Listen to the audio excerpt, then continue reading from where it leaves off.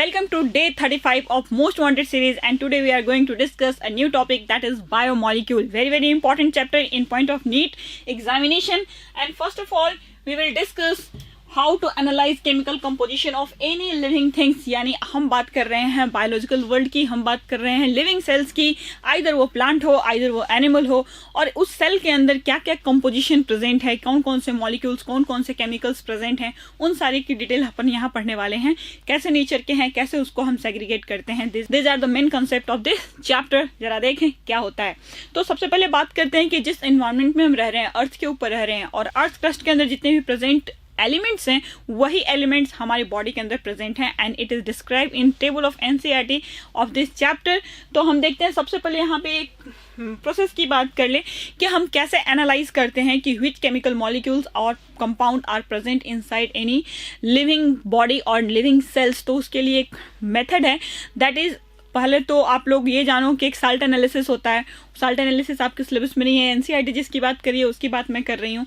तो यहाँ पे अपने को ये पढ़ना है कि कोई भी मान लो सपोज दैट लिवर टिश्यू है या फिर प्लांट का लीफ है, तो उसको हम क्या करते हैं, एक मोर्टार लेते हैं, मोर्टार के अंदर उसको हम थिक पेस्ट बना लेते हैं, उसको पीस लेते हैं अच्छे से, है ना, स्लरी जैसा बना लेते हैं। और इस स्लरी के बनाने के लिए जो एसिड हम यूज करते हैं that is trichloro acetic acid. ठीक है, तो ट्राइक्लोरो एसिटिक एसिड के हेल्प से वहां पे जितने भी बायोमॉलिक्यूल्स उस ऑर्गेनिज्म या आइदर वो लीफ हो आइदर वो आप कह सकते हो एनिमल टिश्यू, जैसे एनसीईआरटी लिवर सेल की बात कर रही है, तो वहां पे वो जितने भी मॉलिक्यूल्स उसके अंदर प्रेजेंट है वो क्या हो जाते हैं, सॉल्युबलाइज्ड हो जाते हैं किसके अंदर, एसिड के अंदर, ट्राइक्लोरो एसिटिक एसिड के अंदर। और कुछ ऐसे भी मॉलिक्यूल्स वहां पे प्रेजेंट हैं जो उस एसिड के अंदर सॉल्युबल नहीं होते, तो दोनों को फिल्टर करते हैं, दोनों को सेग्रीगेट करते हैं with the help of cheese cloth. ठीक है, तो there is a technique we can, मतलब एक थोड़ा सा एज्यूम कर लो कि हमने क्या किया भाई, उस सेल का क्या किया, मोर्टार के हेल्प से इसको छोटे छोटे टुकड़ों में तोड़ दिया, स्लरी बना ली, एंड इस स्लरी को हम क्या कर रहे हैं, with the help of cheese cloth इसको हम फिल्टर करने की कोशिश कर रहे हैं ना, दिस इज चीज क्लॉथ। और कुछ पार्टिकल्स यहाँ जो ऊपर रह जाएंगे, चीज क्लॉथ के ऊपर रह जाएंगे, तो दीज आर इनसॉल्युबल है। ये क्या है, इनसॉल्युबल है, एसिड में ये सॉल्युबलाइज्ड नहीं हुआ। जो नीचे पार्ट हमें छन के जो नीचे आया दैट इज कॉल्ड फिल्ट्रेट, इसे हम क्या कहेंगे, फिल्ट्रेट कहेंगे। And this are acid soluble, acid soluble है और इसको हम फिल्ट्रेट कह रहे हैं। चलो भाई ये तो समझ में आ गया। ऊपर वाला पार्ट इनसॉल्युबल है, इसको हम रिटेंटेट कहते हैं। ठीक है, रिटेंटेट। और आपको ये बता दूं मैं कि ऊपर जो इनसॉल्युबल वाला पार्ट है, एक्सेप्ट लिपिड, लिपिड को छोड़ के जितने भी मॉलिक्यूल जो इनसॉल्युबल है इस एसिड के अंदर, those are considered under macromolecule, है ना, यानी कि ये लार्ज मॉलिक्यूलर वेट के होते हैं। जो एसिड सोल्यूबल वाला पार्ट है जो नीचे छन के आगे हैं, these are of least molecular weight, और आप इसको कह सकते हो दीज आर माइक्रो मॉलिक्यूल, है ना, माइक्रो मॉलिक्यूल इसके अंदर प्रेजेंट होंगे। कहो कि मैम ऊपर में आप बोल रहे हो लिपिड को छोड़ के, lipid is not macro molecule, it has been asked in NEET 2017 का शायद क्वेश्चन है, ये आप देख लेना, है ना, नीट का क्वेश्चन है, नीट के प्रीवियस एग्जामिनेशन में पूछा हुआ है कि लिपिड के रिगार्डिंग कौन सा स्टेटमेंट करेक्ट है, और वहां पे लिपिड के लिए यूज करता है कि ये मैक्रो मॉलिक्यूल है या नहीं है। तो भाई तुम्हें याद रखना है, lipid is not macro molecule, either it is found इन, किसमें पाया जाता है, ऊपर इनसॉल्युबल वाले पार्ट यानी रिटेंटेट के अंदर पाया जाता है। There is a reason, at the time of forming slurry like paste, उस टाइम हम क्या करते हैं, सेल के जो बायोमॉलिक्यूलर कंपोजिशन है, जो प्लाज्मा मेम्ब्रेन का कंपोजिशन है, उसको हम ब्रेक कर रहे हैं और एसिड के अंदर सोल्युबलाइज कर रहे हैं। तो there is forming of vesicles, यहाँ पे वेजाइकल्स का फॉर्मेशन हो रहा है, और जो ग्लोबुलर स्ट्रक्चर है लिपिड का, due to those structure it can not cross the cheese cloth, ये चीज क्लॉथ को क्रॉस नहीं कर पाता, रिटेंटेट के साथ चीज क्लॉथ के ऊपर पाया जाता है ना। तो ऊपर वाला पार्ट क्या हो जाएगा, लार्ज मॉलिक्यूलर वेट का, एक्सेप्ट छोड़ के, किसको छोड़ के, लिपिड को छोड़ के, सब लार्ज मॉलिक्यूलर वेट वाले होंगे, जबकि लिपिड का मॉलिक्यूलर वेट क्या होगा, 800 डाल्टन से कम होगा। ठीक है, टू मेन क्राइटेरिया जिसके बेसिस पे हम क्या करते हैं, माइक्रो मॉलिक्यूल और मैक्रो मॉलिक्यूल का डिफ्रेंसिएशन करते हैं। पहला क्या है, उसका मॉलिक्यूलर वेट 18 to 800 डाल्टन तक के जितने भी मॉलिक्यूलर वेट वाले मॉलिक्यूल्स होंगे उनको हम कहाँ डालते हैं, माइक्रो मॉलिक्यूल में। तो लिपिड का मॉलिक्यूलर वेट इसी रेंज में आता है, अप टू 800 से नीचे ही रहता है। ठीक है, बाकी जो मैक्रो मॉलिक्यूल हैं उनका मॉलिक्यूलर वेट क्या होगा, मोर देन 800 डाल्टन या 1000 डाल्टन से ज्यादा होगा। तो उस वाले कैटेगरी को हम क्या कह देंगे, मैक्रो मॉलिक्यूल। चलो भाई हमने देख लिया क्लोरोटाइक्लोरोएसिटिक एसिड का जो मेथड था, वो सारा चीज हमने डील कर लिया। एसिड सोल्यूबल पूल यानी कि फिल्ट्रेट की बात कर रहे हैं, वहां पे क्या होगा, माइक्रोमोलिक्यूल प्रेजेंट होगा। और जो एसिड इनसॉल्युबल होगा यानी रिटेंटेट, वहां पे मैक्रोमोलिक्यूल्स प्रेजेंट होंगे एक्सेप्ट लिपिड, लिपिड को छोड़ के, है ना। तो जो भाई एनसीईआरटी बात कर रही है कि ह्यूमन बॉडी के अंदर जो एलिमेंट प्रेजेंट है, hydrogen, carbon, oxygen, nitrogen, sulphur, sodium, calcium, magnesium, silicon, same elements are also present inside the earth crust and there is only a differences of percentage, mind it, there is only a difference of percentage. Look at this, आप यहाँ पे देख रहे हो hydrogen का percentage कितना है, 0.14%। इन case of human body यहाँ पे कितना है भाई, 0.5%। इन case of earth crust there is list amount of carbon is present 0.03, यानी आप कह सकते हो कि इनऑर्गेनिक कंपोनेंट का बना हुआ है earth crust, while human body के अंदर मैक्सिमम कार्बन प्रेजेंट है, दैट इज 18.5%। तो ये आप इसको देख सकते हो, ये डेटा बहुत इंपॉर्टेंट है। एग्जामिनेशन में ये डेटा आपको पूछे जाएंगे, अमाउंट पूछा जा सकता है कि नाइट्रोजन और सल्फर का अमाउंट यहाँ पे क्या है और यहाँ पे क्या है। तो अर्थ क्रस्ट में नाइट्रोजन का अमाउंट क्या है, लगभग ना के बराबर। इन case of human body it is 3.3%। Silicon देखो यहाँ पे अर्थ क्रस्ट इनऑर्गेनिक कंटेंट के अंदर ज्यादा और यहाँ पे ना के बराबर, नेग्लिजिबल। ठीक है, चलो भाई नेक्स्ट देखते हैं। There is another table which has been mentioned inside the NCERT text. You can see component दे रखा है सेल के अंदर प्रेजेंट, है ना। कहाँ पे भाई, लिविंग टिश्यू के अंदर प्रेजेंट जो इनऑर्गेनिक कंस्टिट्यूएंट है। इनऑर्गेनिक कंस्टिट्यूएंट कहाँ, अर्थ क्रस्ट के अंदर ज्यादा देखने को मिलते हैं, but in case of cell यहाँ पे कुछ ऐसे इनऑर्गेनिक कंस्टिट्यूएंट हैं जो सेल के अंदर अबंडेंट अमाउंट में पाए जाते हैं, that is sodium, potassium, calcium, magnesium, water and compounds. देखें जरा कौन कौन से हैं भाई कंपाउंड्स के अंदर, NaCl, calcium carbonate, phosphate and sulphate ions. चलो भाई ये तो हमने देख लिया। नेक्स्ट आगे बात करते हैं भाई। तो हमने क्या देखा है भाई कि हमने यहाँ पे देखा कि बायोमोलिक्यूल्स को 2 कैटेगरी में कैटेगराइज कर दिया मैम आपने, according to the acid soluble part that was present in filtrate and acid insoluble part that was present in retentate. ठीक है, तो वहां पे हमने देख लिया। तो लिख रहा है भाई बायोमोलिक्यूल्स को ऑन द बेसिस ऑफ, भाई 2 कैटेगरी में कैटेगराइज किया, मैक्रोमोलिक्यूल और माइक्रोमोलिक्यूल। अब रुक जाओ, on the basis of nature of या फिर on the basis of presence of carbon, hydrogen, oxygen, 2 category में कैटेगराइज कर सकते हैं, ऑर्गेनिक एंड इनऑर्गेनिक। जो ऑर्गेनिक कंपोनेंट हैं उनको फर्दर डिवाइड किया जाता है किसमें, aldehyde, ketones, aromatic compounds, chemical forms, इस फॉर्म में इसको हम तोड़ते हैं। और साथ में amino acid, nucleotides, fatty acid, ये सारे के सारे क्या है, बायोकेमिकल फॉर्म्स हैं ऑर्गेनिक कंपोनेंट के जो हमारे बॉडी के अंदर प्रेजेंट हैं। इनऑर्गेनिक कंपोनेंट की बात करते हैं। इनऑर्गेनिक कंपोनेंट में हम क्या देखेंगे, अभी आपको मैंने दिखाया था सोडियम, कैल्शियम एंड मैग्नीशियम के सॉल्ट्स देखे थे हम लोगों ने, और वहां पे ढेर सारे आयंस देखे थे। अलोंग विद दोज आयंस क्या क्या वहां पे प्रेजेंट होगा, फ्यू गैसेस एंड वाटर, है ना, एंड मिनरल्स। मिनरल्स के सारे डिटेल हम लोगों ने देख लिया। तो इनऑर्गेनिक ऑर्गेनिक डिवीजन हमने देख लिया। आगे चलते हैं मैक्रोमोलिक्यूल और माइक्रोमोलिक्यूल के बेसिस पे यहाँ पे कुछ बातें देखेंगे किसके बारे में।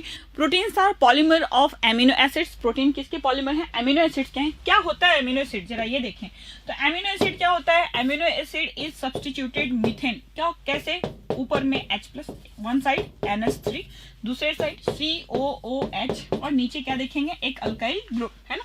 दूसरे अमीनो एसिड की बात करें तो फिर से यहाँ पे लेते हैं, सब्स्टिट्यूट करेंगे इसको, यहाँ पे लिख लेते हैं NH2 and H, ठीक है, NH3 को इस तरीके से, ऊपर में H+, this side COOH and नीचे आ जाएगा R-डबल डैश। चलो भाई ये 2 अमीनो एसिड मैंने मेंशन किए और दोनों आपस में मिलकर के क्या बनाएंगे, peptide bond after elimination of 1 molecule of H2O from here. ठीक है, 1 मॉलिक्यूल ऑफ H2O यहाँ से रिलीज हो जाएगा एंड क्या बन जाएगा भाई, इट विल फॉर्म, क्या बनाएगा, पेप्टाइड बॉन्ड। किसके बीच में भाई, 2 कंसेक्यूटिव एमिनो एसिड के बीच में, एंड इसी को हम क्या बोल रहे हैं, पेप्टाइड बॉन्ड। चलो भाई हमने ये सीख लिया कि how protein is form with the help of polymerisation of amino acid and how peptide bond is form between COOH group and NH3 of another amino acids. पूरा कंप्लीट स्ट्रक्चर देख लिया पेप्टाइड बॉन्ड का। आगे चलते हैं, बात करते हैं न्यूक्लिक एसिड की। न्यूक्लिक एसिड क्या है, DNA एंड RNA कहाँ प्रेजेंट है, हमारे सेल के न्यूक्लियस में,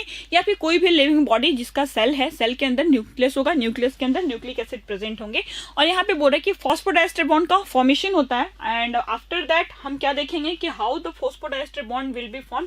जो डिटेल होगा वो हम कहाँ देखेंगे, जब DNA RNA पढ़ेंगे तब। ठीक है, तो now you can concentrate here. हम डिस्कस करने जा रहे हैं कार्बोहाइड्रेट के बारे में। अगला जो हम बायोमोलिक्यूल देखने वाले हैं दैट इज कार्बोहाइड्रेट। हमारे फूड के अंदर मैक्सिमम अमाउंट में जो हमें एनर्जी प्रोवाइड करता है दैट इज कार्बोहाइड्रेट। क्या है कार्बोहाइड्रेट, जरा देखें। It is an organic compound made up of carbon, hydrogen and oxygen, इसका बना हुआ है ये, है ना।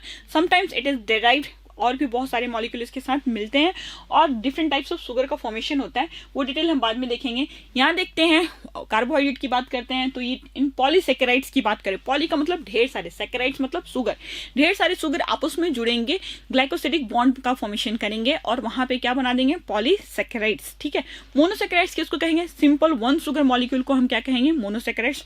दो शुगर मॉलिक्यूल आपस में जुड़ते हैं तो disaccharides. On the basis of number of sugar molecule उनको डिफरेंट कैटेगरी में कैटेगराइज किया गया है और वहां पे जो फंक्शनल ग्रुप हैं, दो तरह के फंक्शनल ग्रुप हैं, आइदर एल्डिहाइड और कीटोन, है ना। जिसमें एल्डिहाइड फंक्शनल ग्रुप प्रेजेंट होता है उसको हम क्या बोलेंगे, एल्डोज। ठीक है, और जो इसके अंदर कीटोन ग्रुप प्रेजेंट होगा, कीटोन फंक्शनल ग्रुप प्रेजेंट होगा, उसको हम क्या बोलेंगे, कीटो शुगर या कीटोज। ओज इज द सफिक्स, आप कह सकते हो ओज is the suffix of sugar. कोई भी मॉलिक्यूल, शुगर मॉलिक्यूल का जब हम नेम लिखते हैं तो वहां पे हम कौन सा सफिक्स यूज करते हैं, OSE, ओज। ठीक है, अगर 3 sugar molecules are there then उसको हम क्या बोलेंगे, ट्राइयोजेस, टेट्रोजेस, 4 के लिए, 5 के लिए पेंटोज, 6 के लिए हेक्सोज एंड 7 के लिए हेप्टोज। अगर मान लो एल्डिहाइड है देन एल्डोट्रायोज, कीटोन है तो कीटोट्रायोज। सब्सिक्वेंटली ये सारे नाम इस तरीके से चेंज होंगे। नेक्स्ट स्लाइड में आप यहाँ पे देख सकते हो the molecular structure of glucose and fructose. तो ग्लूकोज क्या है, यहाँ पे फंक्शनल ग्रुप क्या है, यहाँ पे आप देख रहे हो this is aldehyde, while in case of fructose it is ketone. तो ये क्या है, कीटो शुगर है and it is Aldo sugar. चलो भाई ये हम लोगों ने देख लिया। नाउ नेक्स्ट हम देखने वाले हैं कि how the disaccharides is form with the help of 2 glucose molecule. 2 alpha D glucose molecule आपस में जुड़ता है, कार्बन नंबर 1 and 4, तो अल्फा D14 लिंकेज इसको कहा जाता है ना।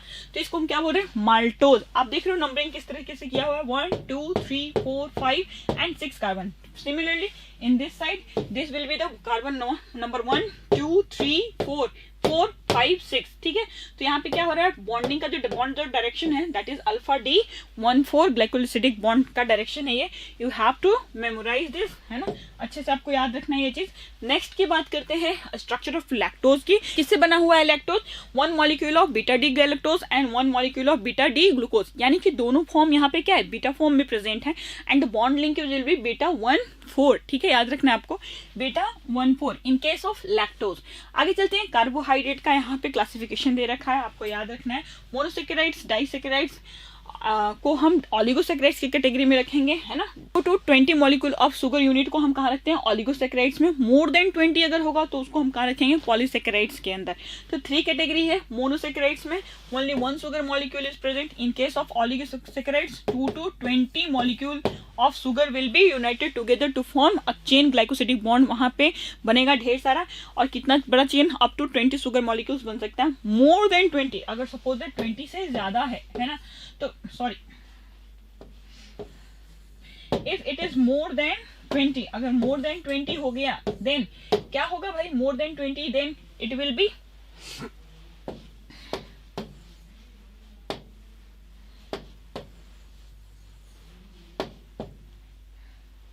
If it is more than 20, है ना, तो मोर देन 20 हम क्या देखेंगे, इस तरीके से लिखेंगे। पॉलीसेकेराइड्स क्या होते हैं, मोर देन 20 शुगर मॉलिक्यूल्स यहाँ पे यूनाइट होते हैं with the help of glycosidic bond, और किसका फॉर्मेशन करेंगे, पॉलीसेकेराइड्स का।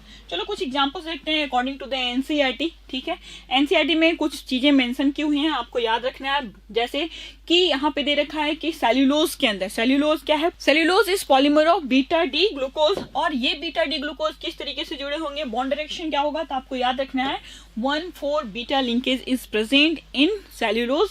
इन केस ऑफ ग्लाइकोजिन की बात करें तो यहाँ पे अल्फा डी ग्लूकोज का पॉलीमराइजेशन है and there is, in case of glycogen there is 2 types of chain are present. एक तो ब्रांचिंग प्रेजेंट होगी, एक स्ट्रेट चेन प्रेजेंट होगा।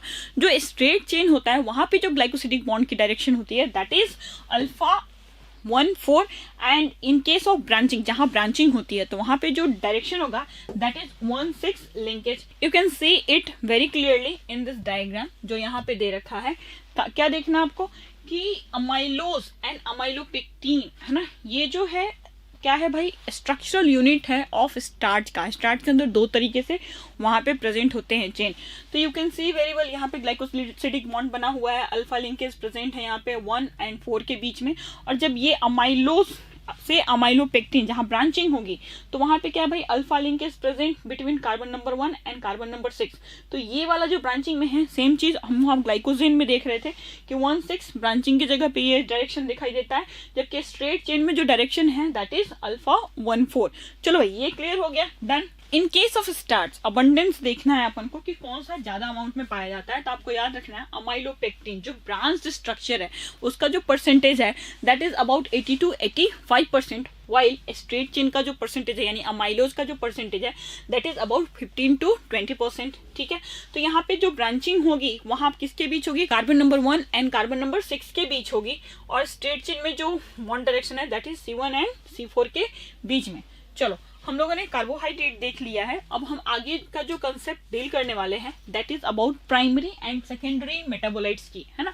क्या होता है प्राइमरी मेटाबोलाइट्स, क्या होता है सेकेंडरी मेटाबोलाइट्स, है ना।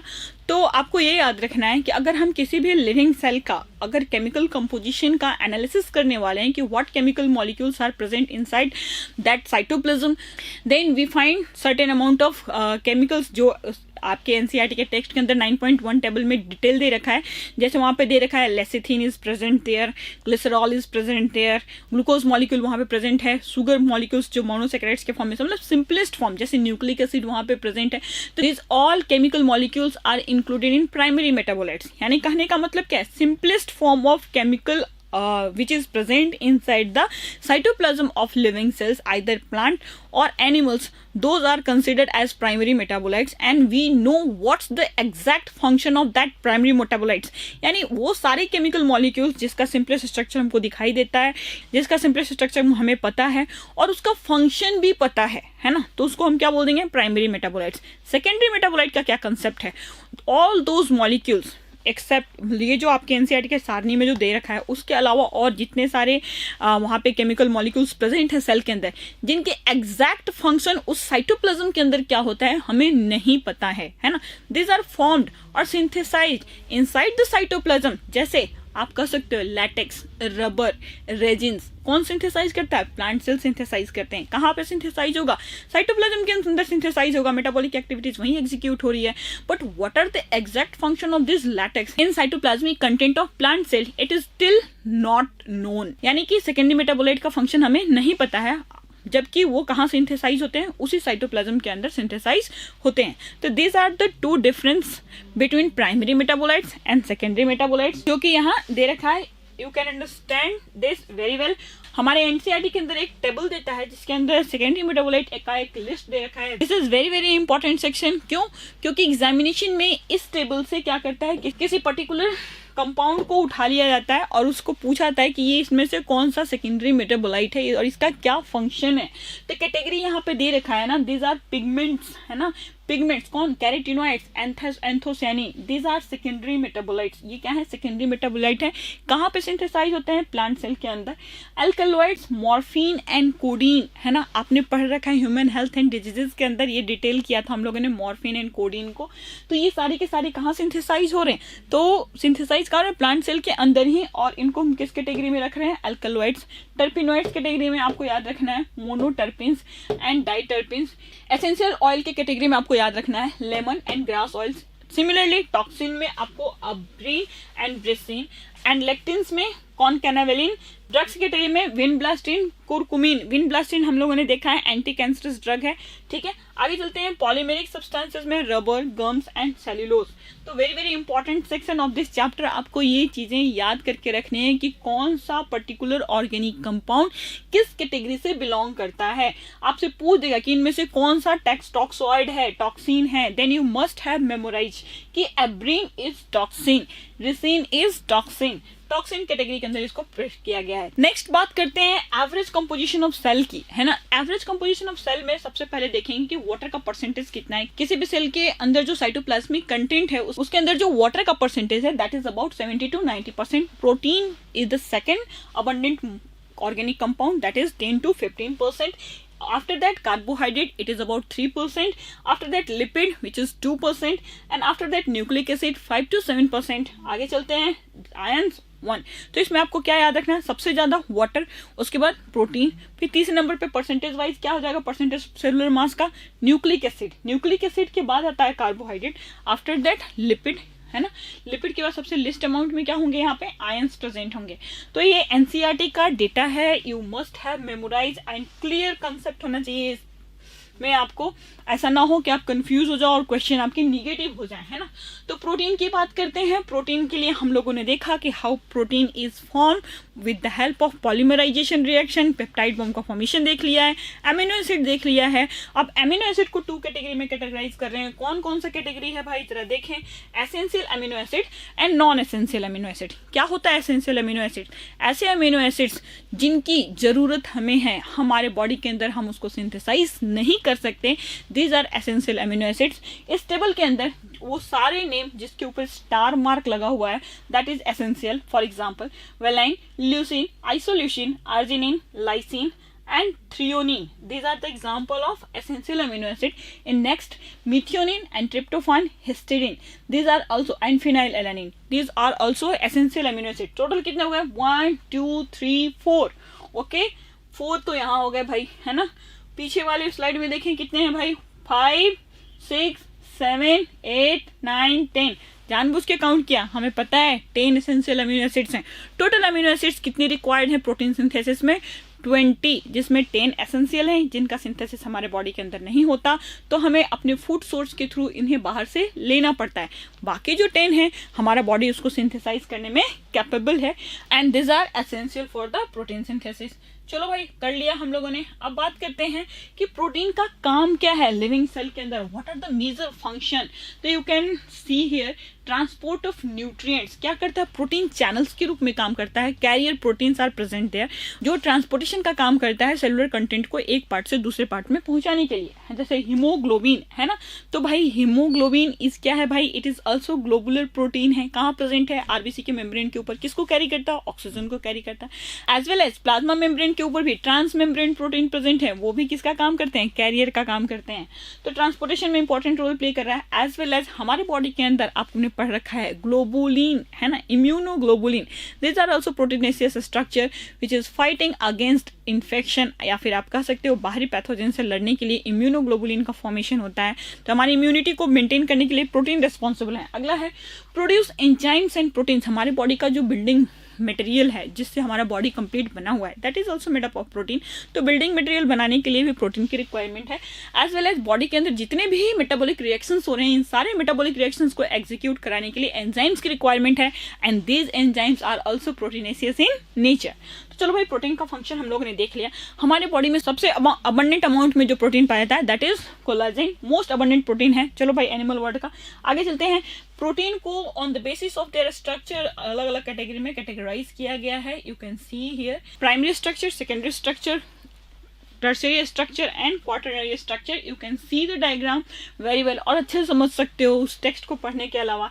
क्या है भाई, प्राइमरी स्ट्रक्चर में ढेर सारे अमीनो एसिड्स, एक डॉट, एक कलरफुल डॉट एक अमीनो एसिड्स को दिखा रहा है और ये आपस में जुड़े हुए हैं। तो बट ऑब्वियस सी बात है, यहाँ पे पॉलीपेप्टाइड बॉन्ड यहाँ पे प्रेजेंट है बीच में between different amino acids. Straight single chain का फॉर्मेशन करा है, then it is primary structure of protein.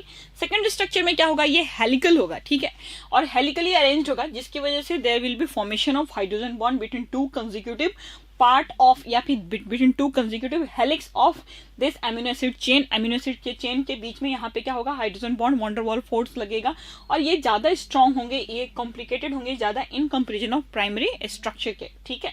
आगे चलते हैं, नेक्स्ट टर्शियरी की बात करते हैं। टर्शियरी में क्या होगा, यहाँ पे हेलिकल स्ट्रक्चर प्रेजेंट है और ये हेलिकल स्ट्रक्चर आपस में एक दूसरे के साथ फिर से क्या होंगे, जुड़ेंगे, जिसकी वजह से एक्स्ट्रा बॉन्ड का फॉर्मेशन यहाँ पे होता है, डाइसल्फाइड बॉन्ड का फॉर्मेशन होना चालू हो जाता है, and this is structure of tertiary bond. आगे चलते हैं क्वाटरनरी। क्वाटरनरी में क्या होगा, एक दूसरे के ऊपर ढेर सारे, जैसे हॉलो वुलन बॉल के जैसा कि एक दूसरे के ऊपर रैप्ड होंगे, और जिसकी वजह से वो काफी कॉम्प्लिकेटेड होंगे, ढेर सारे बॉन्ड उसके अंदर प्रेजेंट होगा। क्वाटरनरी स्ट्रक्चर क्या होता है भाई, it is soluble in nature, highly soluble होगा, और हमारे प्लाज्मा के अंदर जितने भी सॉल्युबल प्रोटीन प्रेजेंट हैं सारे के सारे क्या है, क्वाटरनरी स्ट्रक्चर हैं, ठीक है। आगे चलते हैं नेक्स्ट। तो इसका जो डिटेल है यू कैन सी हियर, है ना, वेरी वेल। सेकेंडरी स्ट्रक्चर से पहले हम प्राइमरी स्ट्रक्चर की बात कर लें। प्राइमरी स्ट्रक्चर में क्या बोल रहा है भाई, तो फिर हमने यहाँ क्या देखा, सिंपल चेन है ना। तो सिंपल चेन में सबसे पहले क्या देख रहे हैं, ढेर सारे एमिनो एसिड आपस में जुड़ रहे हैं और सिंपल चेन का फॉर्मेशन कर रहे हैं। तो एक एंड पे एन एंड है और दूसरे एंड पे मान लो सपोजेड कार्बोक्सिलिक एसिड पे जाके एंड हो रहा है ना। मैंने आपको क्या दिखाया था वहां पे, पॉलीपेप्टाइड या फिर पेप्टाइड बॉन्ड का फॉर्मेशन दिखाया था। तो 2 एमिनो एसिड्स को मैंने आपको जोड़ के दिखाया था, है ना, यहाँ पे। तो ये वाला ऐसा बीच में ढेर सारा n number of polypeptide bond बनेगा इसमें, है ना, ढेर सारे एमिनो एसिड ऐसे आ जाएंगे, आर एन, है ना, मान लो चलते हैं यहाँ पे, ठीक है। तो यहाँ पे ये वाला जो कार्बन टर्मिनल है दैट इज एन टर्मिनल, इसको हम क्या कह रहे हैं, एन टर्मिनल, ठीक है। वाइल अदर एंड क्या है भाई, दूसरा एंड सिंपल चेन में दूसरा जो एंड है ये सी टर्मिनल है। तो कभी भी प्राइमरी स्ट्रक्चर में हम क्या देखेंगे कि 2 टर्मिनल हमको देखने को मिलता है, that is M terminal and C terminal. चलो भाई क्लियर हो गया यहाँ से कि क्या कहना चाह रहा है कि प्राइमरी स्ट्रक्चर में एन टर्मिनल और सी टर्मिनल क्या होता है, ठीक है। आगे हम बात करते हैं सेकेंडरी स्ट्रक्चर की, ठीक है।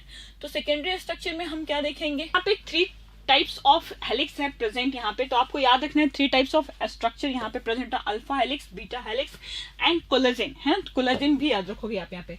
तो alpha helix polypeptide chain is quite spirally in right handed manner, जो मैंने आपको दिखाया है। बीटा प्लेटेड में क्या होता है भाई, कुछ इस तरीके से जिगजैग लाइक स्ट्रक्चर बनता है, ठीक है। 2 or more polypeptide chains are interconnected by hydrogen bonds beta pleated में, है ना। इन कोलाजेन मोर देन 3 strands, है ना। कोलाजेन के अंदर कितने, more than 3 strands। Beta pleated में क्या कितने भाई, 2 आपस में क्या होंगे, इंटरकनेक्टेड होंगे। 2 आपस में क्या होंगे, इंटरकनेक्टेड होंगे। तो चलो भाई आगे चले। नेक्स्ट हमने प्राइमरी देख लिया, अब सेकेंडरी भी देख लिया। टर्शियरी की बात करें तो टर्शियरी में हम लोगों ने क्या देखा था कि जो हेलिकल प्रोटीन था आपस में एक दूसरे के ऊपर इम्पोज हो रहा था और बीच में वहां पे बॉन्ड का फॉर्मेशन हो रहा था। तो tertiary structure long protein chain is folded upon itself like a hollow woollen ball to give 3-dimensional view of protein, है ना। एक दूसरे के ऊपर क्वाइल्ड होंगे और उसको हम क्या बोल देंगे, टर्शियरी स्ट्रक्चर बोल देंगे। और क्वाटरनरी में हम लोगों ने क्या देखा, quaternary structure of polypeptide develops in out its tertiary structure and function as a subunit of protein, ठीक है। तो क्या कर रहा है भाई, ये पॉलीपेप्टाइड चेन का फॉर्मेशन हो रहा है कहाँ पे, क्वाटरनरी के केस में, किसके ऊपर, टर्शियरी के ऊपर, ठीक है। Develop its own tertiary structure अपने आप, है ना, and function as subunit of protein, subunit of protein. जैसे मैंने आपको बोला था क्वाटरनरी कि प्लाज्मा के अंदर प्रेजेंट जितने भी हमारे प्रोटीनेसियस मॉलिक्यूल हैं those all are exhibited in the quaternary structure, सारे के सारे सॉल्युबल फॉर्म में होते हैं।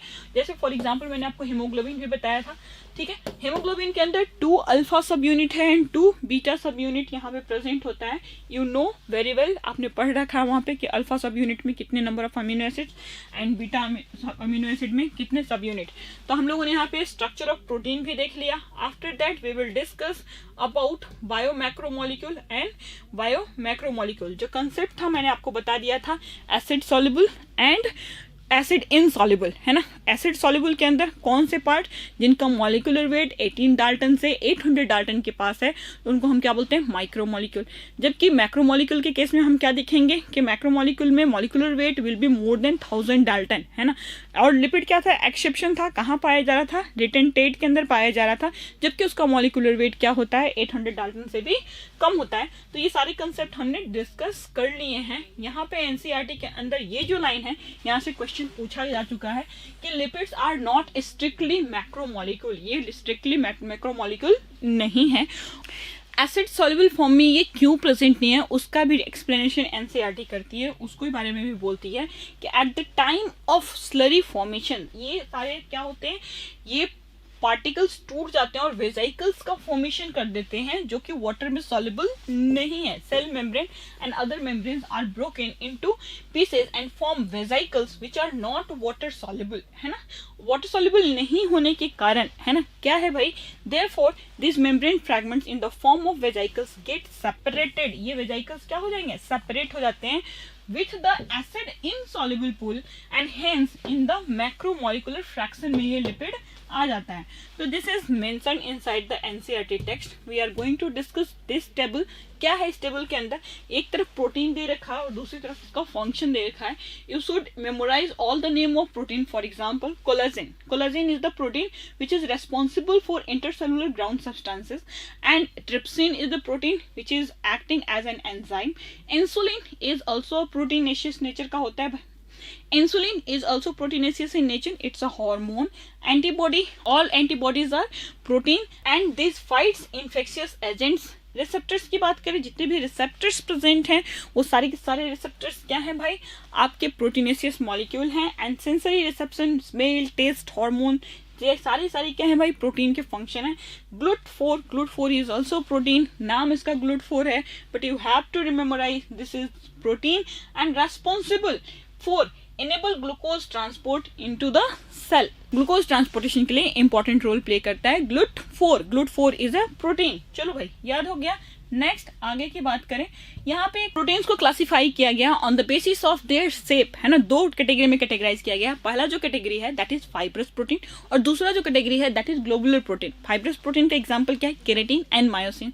केराटिन स्ट्रक्चरल सपोर्ट के लिए, myosin is also structural support extensible property का होता है which is found in muscle fibre. Globular protein की बात करें तो फॉर एग्जाम्पल आपको पता है haemoglobin as well as insulin, ये सारे के सारे ग्लोबुलर प्रोटीन है. प्लाज्मा के अंदर पाए जाने वाले जितने भी सॉल्युबल फॉर्म में जो प्रोटीन है ग्लोबुलर प्रोटीन. चलो भाई हम लोगों ने प्रोटीन का डिटेल देख लिया, प्रोटीन का क्लासिफिकेशन देख लिया, कैसे उनका फॉर्मेशन होता है वो भी देख लिया, टाइप्स ऑफ प्रोटीन देख लिया, primary, secondary, tertiary and quaternary, and यहाँ पे क्लासिफिकेशन भी देख लिया. अब बात करते हैं अपन न्यूक्लिक एसिड की. तो न्यूक्लिक एसिड कहाँ प्रेजेंट है, हमारे बॉडी के ईच एंड एवरी सेल के अंदर प्रेजेंट है. कहाँ पे, न्यूक्लियस के अंदर. आप कर सकते हो हमारे बॉडी के अंदर nucleic acid important role play कर. जितने भी मेटाबॉलिक एक्टिविटीज हो रही हैं इन सारे को रेगुलेट करने वाली जो जीन रेस्पॉन्सिबल हैं वो सारे के सारे जीन किस फॉर्म में प्रेजेंट है हमारे बॉडी के अंदर, डीएनए के रूप में प्रेजेंट है, deoxyribonucleic acid. RNA ribonucleic acid. What is the difference, जरा देखें. तो न्यूक्लिक एसिड क्या है भाई, फंक्शनल यूनिट है किसके भाई, अपने जेनेटिक मटेरियल के. और यहाँ पे these are made up of sugar, nitrogenous base and phosphate. ठीक है, तो चलो भाई देखे जरा. न्यूक्लिक एसिड पॉलीन्यूक्लियोटाइड है. एक particular unit, one phosphate, one sugar molecule, one nitrogenous base, इसको हम क्या बोलेंगे, वन न्यूक्लियोटाइड. तो ढेर सारे न्यूक्लियोटाइड आपस में पॉलीमराइज होंगे और किसका फॉर्मेशन करेंगे, न्यूक्लिक एसिड का. ठीक है, तो न्यूक्लिक एसिड में सबसे पहले हम पढ़ने वाले हैं डीएनए के बारे में. जरा देखें यहाँ पे क्या क्या दे रखा है.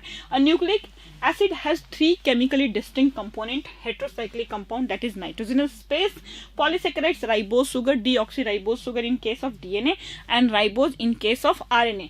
ठीक है, एंड फॉस्फेट या फॉस्फोरिक एसिड. ठीक है भाई, sugar found in nucleic acid is either ribose और डीऑक्सीराइबोज, मैंने आपको बता दिया है. नेक्स्ट चलते हैं. न्यूक्लिक एसिड दो तरह के होते हैं, मैंने आपको बता दिया. न्यूक्लियोसाइड किसको बोलेंगे, न्यूक्लियोटाइड किसको बोलेंगे. You must have a clear concept about this.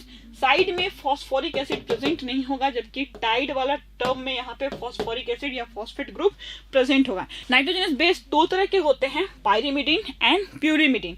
अब ये वाला स्ट्रक्चर हम डिटेल में बाद में देखेंगे. डीऑक्सीराइबोज शुगर, यहाँ देखें पेंटोज शुगर होता है, 5 कार्बन का बना होता है. फॉस्फोरिक एसिड H3PO4 आपको आते हैं अच्छे से. ठीक है, चलो नाइट्रोजनस बेस की बात करते हैं. तो यहाँ पे दे रखा है पायरिमिडीन एंड प्यूरिन. पायरिमिडीन के अंदर सबसे पहले क्या देख रहे हैं, एडेनिन और दूसरा गुआनिन. ठीक है, तो एडेनिन में क्या देखेंगे, सबसे पहले यहाँ से स्ट्रक्चर स्टार्ट करते हैं, CNC. ठीक है, उसके बाद ऊपर N, नीचे N, इधर C. ठीक है, this is the structure of adenine. Adenine में जो सबसे ऊपर का जो स्ट्रक्चर होगा that is NH2. In case of guanine वही सेम रिंग, CNC, ऊपर N, नीचे C, इधर CH. ठीक है, NNC. बस डिफरेंस क्या आ रहा है, वहां पे क्या था, NH2 था, यहाँ पे क्या है, कार्बन डबल बॉन्ड O, है ना. This is the structure of guanine. After that we are going to see the structure of pyrene. यहाँ पे क्या, मोनोसाइक्लिक कंपाउंड है ये, only one cycle is present. तो वही सेम स्ट्रक्चर CNCNCC, याद रहेगा. अल्टरनेट डबल बॉन्ड यहाँ पे प्रेजेंट है. ठीक है, तो यहाँ पे आपको याद रखना है there is alternate double bond. और ऊपर का जो यहाँ पे ग्रुप है that is NH2 in case of cytosine, और in case of thymine here is carbon double bond और एडजेसेंट कार्बन पे CH3 मिथाइल ग्रुप प्रेजेंट है. यूरासिल के केस में यहाँ पे आपको याद रखना है only double bond O present होगा. ठीक है, तो यूरासिल इज फाउंड इन, कहाँ प्रेजेंट होता है uracil, it is found in RNA. ठीक है, आरएनए के केस में यूरासिल, जबकि थाइमिन कहाँ प्रेजेंट होता है, डीएनए के केस में प्रेजेंट होता है। तो हमने प्यूरिन और पाइरिमिडिन का स्ट्रक्चर यहाँ पे देख लिया, नाइट्रोजनस बेस का स्ट्रक्चर है which is given in NCERT text. NCERT के अंदर डायग्रामेटिक फॉर्म में ये चीज दे रखी है, आपको एक बार इसको ध्यान से देख लेना है। आगे बात करते हैं स्ट्रक्चर ऑफ न्यूक्लिक एसिड की, है ना, how DNA is formed, how nucleotide का फॉर्मेशन कैसे होता है। तो वहां पे आपने क्या देखा, phosphate, sugar and nitrogenous base, ठीक है। तो नाइट्रोजनस बेस को इस तरीके से हम ले रहे हैं, मोनोसाइक्लिक और डाइसाइक्लिक। आपने प्यूरिन एंड पाइरिमिडिन देख लिया है, ठीक है। तो ये क्या है, मोनोसाइक्लिक कंपाउंड के रूप में यहाँ पे दिखा रहे हैं, ठीक है। तो आप इसको नाइट्रोजनस बेस कंसिडर करके चलो, आइदर प्यूरिन और पाइरिमिडिन, ठीक है। अब ये नाइट्रोजनस बेस किसके साथ जुड़ रहा है, सुगर मॉलिक्यूल, पेंटोज सुगर। कितने कार्बन है, 1 2 3 4 5 कार्बन है, ठीक है। और यहाँ पे आपको क्या देखने को मिल रहा है, 1 मॉलिक्यूल ऑफ फॉस्फेट ग्रुप, है ना, फॉस्फेट ग्रुप इसके साथ जुड़ रहा है, ठीक है। आगे चले नेक्स्ट, तो ये क्या हो गया, 1 न्यूक्लियोटाइड, दूसरा nucleotide same to same, sugar, phosphate and nitrogenous base दोनों आपस में जुड़ेंगे और क्या होगा, what will happen, carbon number 3, यहाँ पे क्या है, कार्बन नंबर 1 2 3, ये कार्बन नंबर 5, तो पांचवा नंबर 5' जो एंड है न्यूक्लियोटाइड का, that is bounded with phosphoric acid. और यहाँ पे कार्बन नंबर 3 भी क्या है भाई, फॉस्फोरिक। फिर अगले न्यूक्लियोटाइड मॉलिक्यूल का जो सुगर मॉलिक्यूल है, this is also making a bond with this phosphate group and there is bond direction 3' to 5', phosphodiester bond. देखो ना, यहाँ पे जो फॉस्फेट ग्रुप प्रेजेंट है, it is making bond with 3rd carbon of this sugar and 5th carbon of this sugar, यानी कि bond direction क्या हो जाएगा, 3rd to 5, है ना। और कितने बॉन्ड का फॉर्मेशन हो रहा है, यहाँ पे 2 एस्टर बॉन्ड का फॉर्मेशन हो रहा है, acid and alcoholic sugar, OH bond. इसका कौन सा, OH ग्रुप, यहाँ पे क्या सा है, ये एसिड है। तो अल्कोहल और एसिड के बीच बनने वाला after elimination of 1 molecule of H2O क्या कहलाता है, एस्टर बॉन्ड कहलाता है। तो 1 ester bond, 2nd ester bond, कितने एस्टर बॉन्ड बन रहे हैं, 2।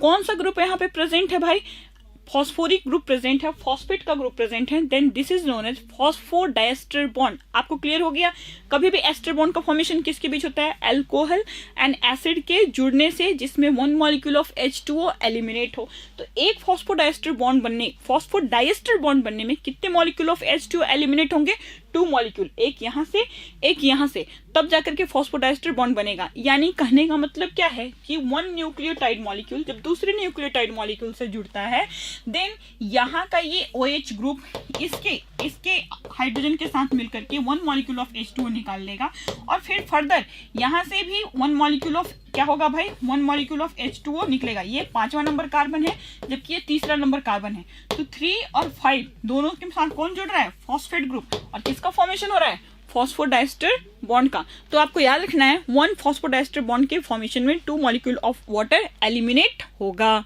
तो फिर हम देखते हैं इसके बाद ये कैसे सिंगल चेन का फॉर्मेशन करते हैं और 2 चेन आपस में हेलिकली किस तरीके से अरेंज होकर के डीएनए मॉलिक्यूल का फॉर्मेशन करते हैं। तो अगले स्लाइड पे आप देख सकते हो किसका स्ट्रक्चर ड्रॉन है, it is the structure of DNA, जहां पे nitrogenous base guanine is making bond with cytosine, adenine is pairing with thymine. Adenine और थाइमिन के बीच में 2 हाइड्रोजन बॉन्ड प्रेजेंट है, जबकि गुआनिन और साइटोसिन के बीच में 3 कार्बन बॉन्ड प्रेजेंट है। डिटेल स्ट्रक्चर अगर हम डीएनए का देखें, then you can see this diagram very well. यहाँ पे बी डीएनए का स्ट्रक्चर गिवन है, यहाँ पे 2, ये क्या है भाई, ये डीएनए का न्यूक्लियोटाइड का स्ट्रैंड प्रेजेंट है, 5' to 3'। कैसे ये 5' 3' वो आपको मैंने बता दिया, ऊपर का 5th नंबर कार्बन है ना फ्री है, नीचे का 3rd नंबर कार्बन फ्री है, बीच में जो फॉस्फोडाइएस्टर बॉन्ड का जो लिंकेज है 3 to 5 ही तो था। तो ये वाला जो है क्या भाई, एक तरफ से 3 5' और 3', जिसके साथ पेयरिंग होगी उसका जस्ट उल्टा होता है, एंटी पैरेलल होता है एक दूसरे के, ठीक है। 3' के साथ यहाँ पे क्या होगी, बॉन्डिंग होगी, ठीक है। डिटेल आप मॉलिक्यूलर बेस ऑफ इनहेरिटेंस में वहाँ पे आप देखते हो, है ना। तो किस तरीके से इसका रेप्लिकेशन होता है, कैसे स्ट्रक्चर फॉर्मेशन होता है। तो आपको यहाँ पे 2 बेसिक चीजें याद रखनी है कि न्यूक्लियोटाइड किससे बना हुआ है, फॉस्फेट, सुगर, और किससे, पेंटो सुगर आपको पता है। उसके बाद नाइट्रोजनस बेस कितने, प्यूरिन एंड पाइरिमिडिन। कभी भी एक प्यूरिन दूसरे पाइरिमिडिन के साथ पेयरिंग करेगा। एडेनिन ऑलवेज थाइमिन के साथ 2 हाइड्रोजन बॉन्ड वहां पे बनते हैं। गुआनिन हमेशा साइटोसिन के साथ 3 हाइड्रोजन बॉन्ड वहां पे बनते हैं। तो you can see this very well in this diagram. और ये क्या होते हैं, एक दूसरे के ऊपर इस तरीके से हेलिकली ट्विस्ट हो जाते हैं। तो यहां से लेके यहां तक की जो डिस्टेंस होता है वो एक कंप्लीट टर्न ऑफ डीएनए जो डिस्टेंस है दैट इज अबाउट 3.4 नैनोमीटर, और ये वाला जो डिस्टेंस है दैट इज 20 एंगस्ट्रॉम, है ना, 20 एंगस्ट्रॉम, या फिर आप इसको बोल सकते हो 2 नैनोमीटर, ठीक है। तो 2 नैनोमीटर ये वाला डिस्टेंस हो गया, 3.4 नैनोमीटर ये, यानी 34 एंगस्ट्रॉम ये डिस्टेंस है। और number of nitrogenous base pair की बात करें तो it is about 10 in case of B DNA के केस में नंबर ऑफ नाइट्रोजनस बॉन्ड कितने होंगे भाई, यहाँ पे 10 होंगे। 10 पेयर ऑफ नाइट्रोजनस बेस एक दूसरे के साथ पेयरिंग करते हैं, 1 complete turn off DNA helix, ठीक है। तो चलो भाई, हमें क्या क्या याद हो गया, यहाँ पे हमने देख लिया 1 कंप्लीट लूप में 34 एंगस्ट्रॉम डिस्टेंस, कितने बेस पेयर, 10 बेस पेयर। यहाँ पे ये जो डिस्टेंस है दैट इज अबाउट 20 एंगस्ट्रॉम यानी 2 नैनोमीटर, ठीक है। चलो भाई आगे चलते हैं नेक्स्ट। यहाँ पे इस डिटेल केमिकल स्ट्रक्चर को आप देख सकते हो, क्या दे रखा है, 3' एंड और 5' एंड की बात कर रहा है, और इस तरफ जस्ट उल्टा 3' एंड और यहाँ पे 5' है ना। तो यहाँ पे एक कार्बन मॉलिक्यूल है ना प्रेजेंट है, किसका भाई, पेंटोज शुगर का, है ना। ये पेंटोज शुगर का कार्बन नंबर 5 है, ये 5वां नंबर कार्बन है जो फॉस्फेट के साथ जुड़ रहा है, और इसका 3rd नंबर कार्बन फॉस्फेट के साथ जुड़ रहा है। तो फ्री एंड कौन सा कार्बन है यहाँ पे, 3रा नंबर कार्बन यहाँ पे फ्री है ना, OH ग्रुप के साथ, है ना। ठीक है, इसके ऑपोजिट जब फॉस्फोडाइस्टर बॉन्ड का फॉर्मेशन होता जाएगा तो अल्टीमेटली जो लास्ट कंपाउंड होगा वहां पे क्या होगा, देखो भाई कार्बन नंबर 5 है, ये कार्बन नंबर 3 है ना। तो 3 और 5 हमने देखा था, तो ये एंड क्या हो गया, 5' एंड। यहाँ पे जो फॉर्मेशन हो रहा है हाइड्रोजन बॉन्ड का, गुआनिन का हमेशा साइटोसिन के साथ, एडेनिन का ऑलवेज थाइमिन के साथ। If it is RNA that will be uracil. चलो भाई, हमने क्लियर देख लिया what is the structure of DNA detail कर लिया हम लोगों ने। डीएनए के बारे में कुछ बातें कर लेते हैं, जरा देखें क्या है वो, है ना। Nature of bond linking monomers in polymer, यानी कि जब पॉलीमराइजेशन हो रहा है, डिफरेंट मॉलिक्यूल, सिंपल मॉलिक्यूल आपस में मिलकर के पॉलीमर का फॉर्मेशन कर रहे हैं, either in case of protein और कार्बोहाइड्रेट और न्यूक्लिक एसिड। आप कर सकते हो, क्योंकि मैम तीनों जगह हम लोगों ने देखा कि एक यूनिट आपस में क्या हो रहे हैं, जुड़ रहे हैं, ढेर सारे यूनिट आपस में जुड़ रहे हैं और पॉलीमर का फॉर्मेशन कर रहे हैं। तो nature of linkage, nature of bond की बात करते हैं तो यहाँ पे बोलता है इन ए पॉलीपेप्टाइड और protein amino acids are linked by peptide bond which is formed when carboxyl group of one amino acids react with the amino group of next amino acid with the elimination of water moiety and the process is called dehydration. मैंने आपको peptide bond का formation बताया है, कैसे वहां पे protein की synthesis हो रही है, यह सारा डिटेल हमने आपके साथ डिस्कस कर लिया है। अब बात करते हैं पॉलीसेकेराइड्स की। पॉलीसेकेराइड्स में हम क्या देख रहे हैं, 1 ग्लूकोज मॉलिक्यूल दूसरे ग्लूकोज मॉलिक्यूल के साथ ग्लाइकोसिडिक बॉन्ड बना रहा है, वहां पे भी क्या हो रहा है, डिहाइड्रेशन हो रहा है, 1 मॉलिक्यूल ऑफ वाटर वहां से एलिमिनेट हो रहा है, तो इसको हम ग्लाइकोसिडिक बॉन्ड कहते हैं, है ना। नेक्स्ट आगे की बात करें, न्यूक्लिक एसिड के केस में हम लोगों ने क्या देखा, फॉस्फोडाइएस्टर बॉन्ड का फॉर्मेशन हो रहा है 3' और 5' कार्बन के साथ। फॉस्फोडाइएस्टर बॉन्ड तो 2 मॉलिक्यूल ऑफ वाटर वहां पे एलिमिनेट हो रहा है, एस्टर बॉन्ड का फॉर्मेशन हो रहा है। एस्टर बॉन्ड का फॉर्मेशन हमेशा क्या हो रहा है भाई, किसके बीच हो रहा है, hydroxyl group of pentose sugar and phosphoric acid के मॉलिक्यूल के साथ। इतनी सारी बातें डिस्कस करने के बाद एक बात हम जान गए, क्या जान गए भाई, कि ढेर सारे मोनोमेरिक यूनिट आपस में जब जुड़ रहे हैं तो वहां पे वाटर मॉलिक्यूल रिलीज हो रहा है, डिहाइड्रेशन हो रहा है, देन पॉलीमराइजेशन हो रहा है, आफ्टर पॉलीमराइजेशन एक कंप्लीट कंपाउंड स्ट्रक्चर का फॉर्मेशन हो रहा है। आफ्टर दैट एक लाइन यहाँ पे एनसीईआरटी लिखती है, what is that, nucleic acid exhibit a wide variety of secondary structure, यानी कि डीएनए सिर्फ एक ही बी डीएनए का टाइप का नहीं होता है ना, वहां पे Z type, C type DNA, बहुत डिफरेंट टाइप्स ऑफ वैरायटी है वहां पे, different types of DNA is present in our body. तो उसके बेसिस पे हमें जो मॉडल प्रोवाइड किया गया फॉर अ स्टडी, जो most appropriate model Watson and Crick के द्वारा दिया गया है, that is model of B DNA. हम बी डीएनए का मॉडल देखते हैं जिसमें हम लोगों ने आपको बताया कि 10 बेस पेयर प्रेजेंट है कंप्लीट टर्न में, और जो डिस्टेंस है that is 3.4 nanometre, that is 34 angstrom, और जो डायमीटर है that is about 20 angstrom. Detail मैंने आपको बता दिया है। देन यहाँ पे लिख रहा है at each step ascent the strength turns 36 degree. यहाँ पे जो दोनों हेलिक्स हैं एक दूसरे के ऊपर जो ट्विस्ट कर रहे हैं, वहां पे जो एंगल का फॉर्मेशन हो रहा है that is about 36 degree, 36 degree angle का फॉर्मेशन होता है। The pitch would be 34 angstrom. Pitch का मतलब क्या होगा भाई, एक कंप्लीट टर्न, एक कंप्लीट जो रोटेशन है डीएनए का, दैट इज अबाउट 34 एंगस्ट्रॉम, जिसको हम क्या लिखते हैं भाई, 3.4 नैनोमीटर। अब बात करते हैं कि इतने डिस्टेंस में कितने नाइट्रोजनस बेस पेयर मैंने आपको बताया 10। तो बट ऑब्वियस सी बात है, इसको 10 से डिवाइड कर देंगे तो 2 नाइट्रोजनस बेस के बीच का जो डिस्टेंस होगा that will be about 3.4 angstrom. 2 consecutive base pair के बीच का जो डिस्टेंस है ना, जो लैडर का फॉर्मेशन हो रहा है in the structure of DNA, यहाँ पे 2 कंसेक्यूटिव नाइट्रोजनस बेस के बीच का जो डिस्टेंस है, दिस डिस्टेंस, इस डिस्टेंस की बात कर रहे हैं। किस डिस्टेंस की बात करें? यहाँ से यहाँ तक की, तो इट विल बी 3.4 एंगस्ट्रॉम। क्यों? बिकॉज यहाँ से यहाँ तक कितने बेस पेयर? 10। तो 10 से डिवाइड कर देंगे इसको, देन 2 कंसेक्यूटिव लैडर के बीच में, क्या लैडर वाला स्ट्रक्चर के बीच में जो डिस्टेंस होगा दैट विल बी 3.4 एंगस्ट्रॉम। तो डिटेल मैंने आपको यहाँ पे समझा दिया है। नेक्स्ट आगे चलें। न्यूक्लिक एसिड के बारे में मैंने आपको पहले ही बता दिया कि वैरायटी, बहुत सारे टाइप ऑफ डीएनए प्रेजेंट हैं। तो हायर क्लासेस में आप इसके बाद डिटेल स्टडी करोगे।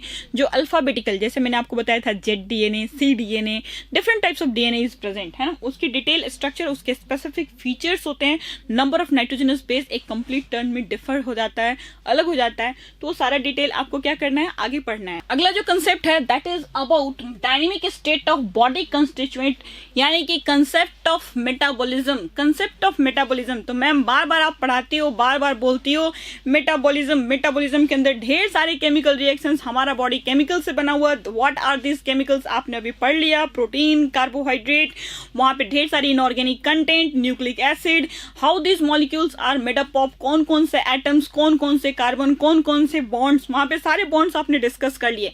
बट बात करते हैं मेटाबॉलिज्म की। जैसे ही मेटाबॉलिज्म की बात आती है तो आपके दिमाग में एक चीज क्लिक करनी चाहिए, दैट इज रिएक्शन। यानी कि कोई भी मेटाबोलाइट, यानी कि कोई भी ऑर्गेनिक कंपाउंड जिनके बारे में हमने पढ़ा, कहाँ प्रेजेंट है? सेल के अंदर प्रेजेंट है, साइटोप्लाज्म के अंदर प्रेजेंट है। And this cytoplasmic content can not get retain in its original form for ever, अपने ओरिजिनल फॉर्म में हमेशा के लिए नहीं रह सकता। यानी कि this are reactants, either product, या तो ये रिएक्टेंट है या तो प्रोडक्ट है, किसी केमिकल रिएक्शन के प्रोडक्ट बनेंगे या तो किसी केमिकल रिएक्शन के रिएक्टेंट होंगे। यानी कि हर मेटाबोलाइट, हर ऑर्गेनिक कंपाउंड का अपना एक टर्नओवर है। After some time it will be consumed and will get converted into another metabolite. दूसरे मॉलिक्यूल में ये क्या हो जाएगा? ट्रांसफॉर्म हो जाएगा।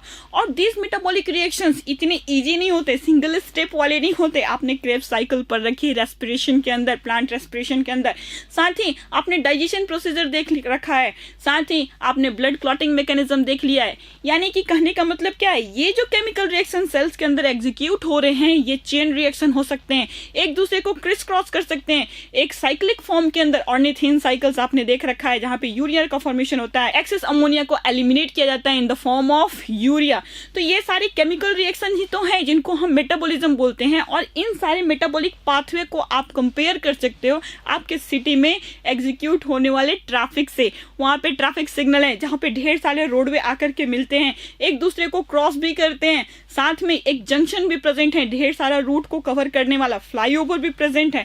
Then this reactions can be compared. यहाँ पे एनसीईआरटी आपको बोलती है कि आप एनसीईआरटी बोलती है आपके सिटी के ट्रैफिक जो रूट है उससे हम इस मेटाबॉलिक पाथवे को कंपेयर कर सकते हैं, जहां पे ये मेटाबोलाइट्स दूसरे मेटाबोलाइट में चेंज करते हैं, कंटिन्यूसली एक दूसरे में चेंज होते रहते हैं। और तो और ये जितने भी केमिकल रिएक्शंस हैं, ये सारे के सारे chemical reactions without catalyst execute नहीं होंगे। यानी आप कह सकते हो किसी भी लिविंग सिस्टम के अंदर कोई भी metabolic reaction without any catalyst exist नहीं करता। Without catalysis it is not possible. यानी कहने का मतलब ये है कि आपको याद रखना है कि मेटाबॉलिक रिएक्शन जितने भी होंगे, फॉर एग्जांपल आपने देख रखा है ना, क्या देखा है भाई कि pepsinogen is converted into pepsin. ठीक है, पेप्सिनोजेन को कन्वर्ट करने के लिए वहां पे कैटालिस्ट लगता है, दैट इज HCl। ठीक है, साथ ही आपने देखा है पेप्सिन क्या करता है भाई, कन्वर्ट करता है, प्रोटीन को तोड़ने का काम करता है ना, सिंपल फॉर्म में। साथ ही आपको ढेर सारी जितने भी आप रेस्पिरेशन के भी रिएक्शन देखोगे है ना, क्रेब्स साइकिल रिएक्शन देखोगे, वहां पे सारे के सारे वहां पे कैटलिस्ट मौजूद हैं। ठीक है, चलो भाई यहाँ पे हम लोगों ने देख लिया मेटाबॉलिज्म, देख लिया mechanism of production of energy, आपने देखा है एटीपी रेस्पिरेशन वाले चैप्टर में।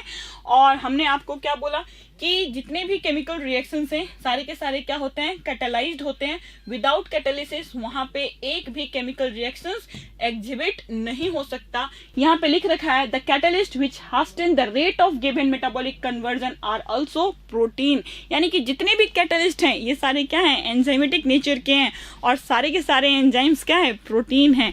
तो without protein metabolic activities possible नहीं है। तो ये हमारा कोर कंसेप्ट था, कंसेप्ट ऑफ मेटाबॉलिज्म का। चलो अगले दिन फिर से आते हैं, लिविंग स्टेट को डिस्कस करेंगे along with एंजाइम, एंजाइम के कंसेप्ट को देखेंगे, लिविंग स्टेट का कंसेप्ट देखेंगे और रिमेनिंग जो इस चैप्टर का पार्ट है वो अगली क्लास में हम डिस्कस करते हैं। Thank you.